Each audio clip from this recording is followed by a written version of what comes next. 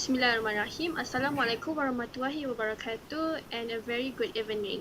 My name is MARISSA FAISAL and today I'm with my partner, AMIRAH SYAMIMI ZAMIR. So today we are going to present about one interesting topic which is from procrastinator to proactive. Next slide. So for the first slide is about introduction and credibility. So what is procrastinate?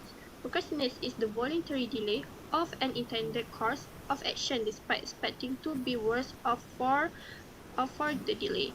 For example, you have a deadline tomorrow, but you are still scrolling your phone, your social media, and then you are doing your household chores, but you have a deadline tomorrow.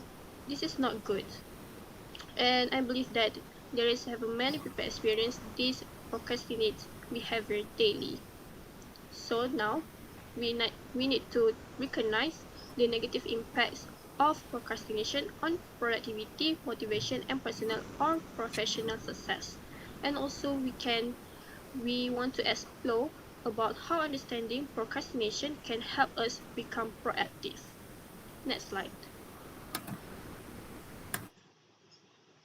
So, for this slide, we are going to talk about the background of this topic and the center idea of this topic. So, the first graph is come from a journal of scientific research seen by University of Technology, Sarawak. This research indicate that nearly 8 out of 10 students engaged in moderate of several procrastination behavior. So this behavior is influenced by emotional and physiological factors such as fear, anxiety, perfectionism, and a low self-confidence.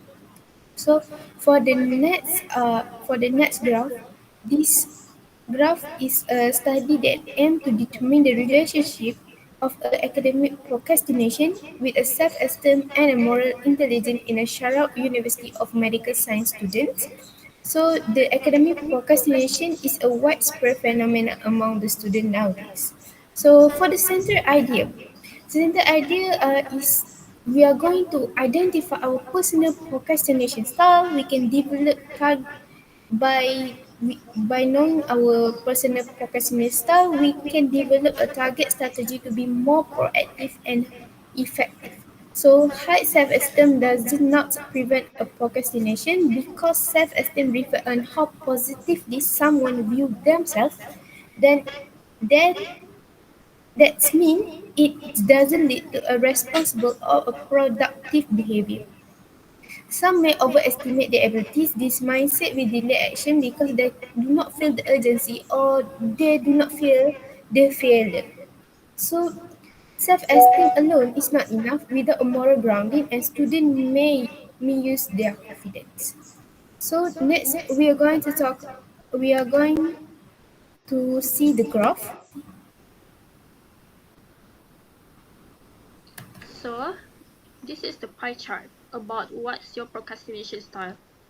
The collected data was produced by Marijo Guglielmo from the Advantage Point WordPress.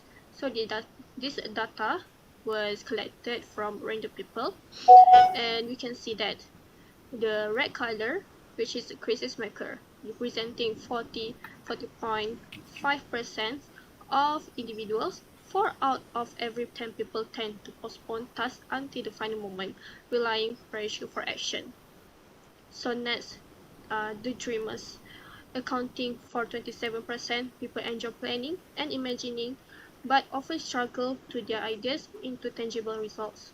So we can see that the crisis makers are about 1.5 times more a great deal higher than the dreamers. So next is overgivers, make up 80.9%, typically prioritizing others' needs over their responsibilities.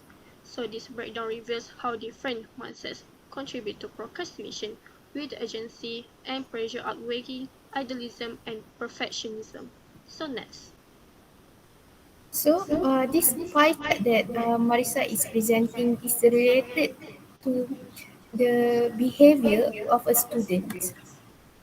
So for the next related to the next bar chart that I'm going to present, there is the relationship between the academic procrastination, self-esteem, moral intelligence of the participant student. This bar chart is taken from the BMS Biology, Health and Medical Research website. So, firstly, we are going to take a look at the academic procrastination. At academic procrastination, the 82.9% of the students show a moderate procrastination and 13.2% show a severe procrastination. This means that procrastination is widely problem of affecting almost 86% of the student. Next, we are going to take a look at the middle of the bar chart, that is self-esteem. Self-esteem is mostly high despite the high procrastination. 55.6% of students have high self-esteem and 24.4% have a very high self-esteem. Only 0.5% have very low self-esteem. High self-esteem does not correlate with a reducing procrastination here. It may inflated or superficial self-esteem. Students feel confident but lack of motivation and discipline to do their work. So next, the last one is the moral intelligence. Moral intelligence here is alarmingly low. 87.3 of students fall into severe deficiency category for moral intelligence. Only 1.0 have a mild moral intelligence. This means that students may lack of internal value like responsibility, honesty, accountability, which are essential to resist procrastination and maintain academic integrity. So procrastination may not seem for low self-esteem, but rather from the lack of moral discipline and self-regulation. Improved moral intelligence such as developing responsibility, perceive and intelligence may be the key of reducing the academic procrastination even more than boosting confidence alone. So next, we are going to take a look at the conclusion.